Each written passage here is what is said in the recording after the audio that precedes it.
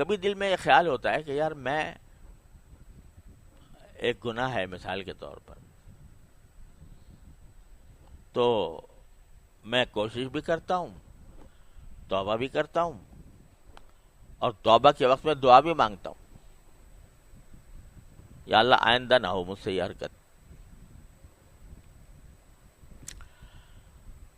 اس کے باوجود ہو جاتا ہے۔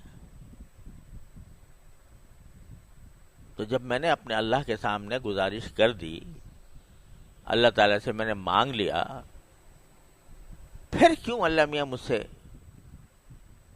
پھر کیوں اللہ میاں نے مجھے روکا نہیں اس سے؟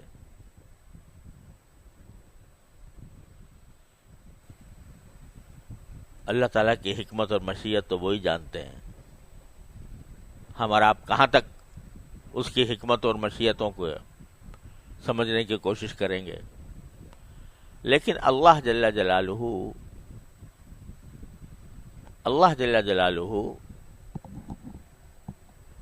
بندے کا گرنا پڑنا بھی ان کی مشیت میں ہوتا ہے بعض اوقات، سمجھے؟ گرنا پڑنا کیوں ہوتا ہے؟ تاکہ یہ مزید روئے، یہ مزید میری طرف متوجہ ہو، مزید مجھ سے توبہ مانگے، مزید مجھ سے معافی مانگے، اور میں پھر اس کو اپنی ستاری کا مورد بناؤں، اپنی غفاری کا مورد بناؤں۔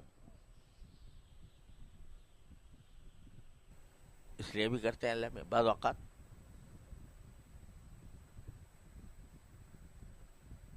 اس لیے دیکھو، ایک اللہ تعالیٰ معاف کرے، ایک چیز ہوتی ہے استدراج، اللہ تعالیٰ ہر مسلمان کو اس سے محفوظ رکھے۔ استدراج کیا ہے؟ کہ آدمی گناہ میں مبتلا ہے، گناہ میں کیا جا رہا ہے، اور اللہ میں ڈھیل دے رہے ہیں،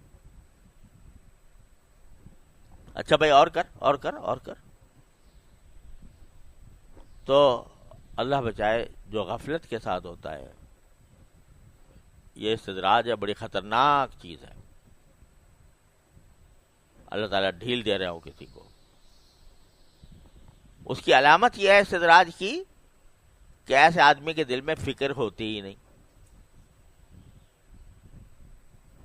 اس کو نہ ندامت ہوتی ہے، نہ فکر ہوتی ہے کہ میں کیوں کر رہا ہوں، وہ تو سینہ تان کے کر رہا ہوتا ہے گناہ، اعوذ باللہ۔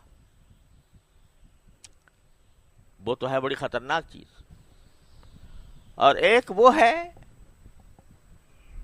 جو گناہ تو کر رہا ہے بیچارہ، لیکن شرمندگی کے ساتھ، عاجزی، اللہ تعالیٰ کے سامنے عاجزی ظاہر کرتا ہے، روتا ہے، گڑ گڑاتا ہے، یا اللہ مجھ سے یہ ہو گیا، مجھے بچا لے اس سے،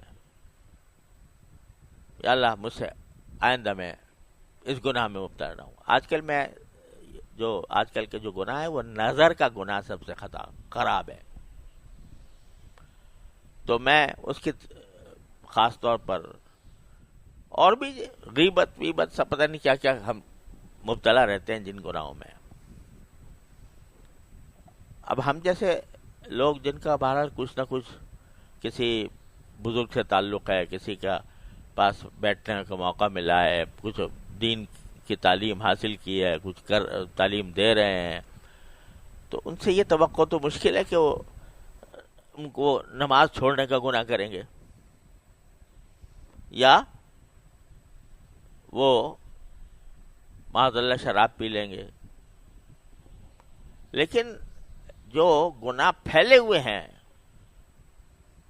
معاشرے کے اندر، اچھا خاصے پڑھے لکھے اہل علم کے اندر، نظر کا گناہ، کان کا گناہ، غیبت کا سننا، زبان کا گناہ کہ زبان بے تکان چل رہی ہے، یہ سوچے بغیر کہ میں سچ بول رہا ہوں یا جھوٹ بول رہا ہوں، میں مبالغہ اتنا کر رہا ہوں کہ وہ جھوٹ کی حد تک پہنچ رہا ہے، غیبت کر رہا ہوں کسی پر بہتان لگا رہا ہوں، کسی پر الزام لگا رہا ہوں، کسی کی دل آزاری کر رہا ہوں، یہ گناہ عام ہے، ہم سب میں. تو پہلے تو اس کا احساس ہونا چاہیے کہ گناہ ہے، اور احساس ہونے کے بعد شرمندگی ہونی چاہیے. غیبت کر لی اور شرمندگی کوئی نہیں، اللہ بچائے. جب کیے جا رہے ہیں اور کوئی شرمندگی بھی نہیں، اس سے توبہ کرنے کا دھیان بھی نہیں، تو بھئی یہ خطرناک معاملہ ہے. لیکن اگر ہو گئی، مجلس میں بیٹھے تھے، وہاں پر کوئی کلمہ غیبت کا نکل گیا، بعد میں احساس ہوا کہ یا اللہ مجھ سے غلطی ہو گئی، توبہ کر لی. اب توبہ کرنے کے بعد پھر عہد بھی کر لیا، لیکن کسی وقت پھر مبتلا ہو گیا. بس فکر ہو اور پھر مبتلا ہو جائے تو پھر اس کو گھبرانا نہیں چاہیے، مایوس نہیں ہونا چاہیے. اللہ تبارک و تعالیٰ کے سے پھر توبہ کی طرف متوجہ ہو. بازا ہرنچ ہستی بازا،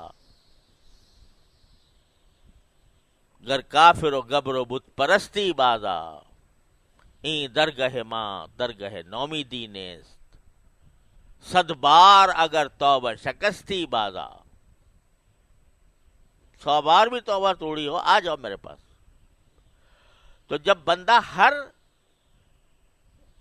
میں یہ نہیں کہہ رہا کہ بھئی یہ کوئی اچھی بات ہے کہ ایک مرتبہ توبہ کرے اور آدمی پھر اس کو توڑے، نہیں، کوشش تو پوری کرنی ہے. لیکن کسی وقت نفس سے مجبور ہو کر، شیطان کے دھوکے میں آ کر مبتلا ہو گیا تو پھر مایوس نہ ہو، پھر لوٹ جائے اسی کی طرف. جب یہ عمل کرتا رہے گا تو کیا ہوگا؟ من تابا، تو کیا ہوگا؟ عمل عملا صالحا، پھر وہ عمل صالح کی طرف آ جائے گا. کیا مانا؟ کہ اس کے بیشتر اعمال صالحہ ہو جائیں گے.